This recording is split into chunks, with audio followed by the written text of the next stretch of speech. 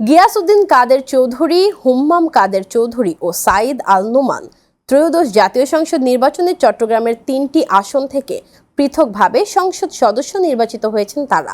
এই তিনজনই চট্টগ্রামের রাউজান উপজেলার একটি গ্রামের বাসিন্দা। গ্রামটির নাম গহিরা। ভিম লিকুইড এখন মাত্র 50 টাকা, তেল চর্বি পরিষ্কার করে এক ধোয়াতে। গত বৃহস্পতিবার অনুষ্ঠিত নির্বাচনে চট্টগ্রাম ৬ আসন থেকে নির্বাচিত হন গিয়াসউদ্দিন কাদের চৌধুরী। চট্টগ্রাম ৭ আসন থেকে নির্বাচিত হয়েছেন হুম্মাম কাদের চৌধুরী। সাঈদ আল নোমান নির্বাচিত হয়েছেন নগরের চট্টগ্রাম ১০ আসন থেকে। তিনজনই বিএনপির মনোনয়নে ধানের শীষ প্রতীক নিয়ে নির্বাচিত হয়েছেন। গিয়াসউদ্দিন কাদের ও হুম্মাম সম্পর্কে চাচা ভাতিজা। গিয়াসউদ্দিন কাদের চৌধুরীর বড় ভাই সালাউদ্দিন কাদের চৌধুরীর ছেলে হুম্মাম। ৭১-এর মুক্তিযুদ্ধকালে মানবতা বিরোধী অপরাধের মামলায় ফাঁসি কার্যকর হয় সালাউদ্দিন কাদের চৌধুরীর। গিয়াসউদ্দিন কাদের ও হুম্মাম গহিরা গ্রামের বক্স আলী চৌধুরীর বাড়ির বাসিন্দা। তাদের বাড়ি থেকে আধা কিলোমিটার উত্তরে সাঈদ আল নোমানের বাড়ি। তিনি প্রয়াত বিএনপি নেতা ও সাবেক মন্ত্রী আব্দুল্লাহ আল নোমানের ছেলে।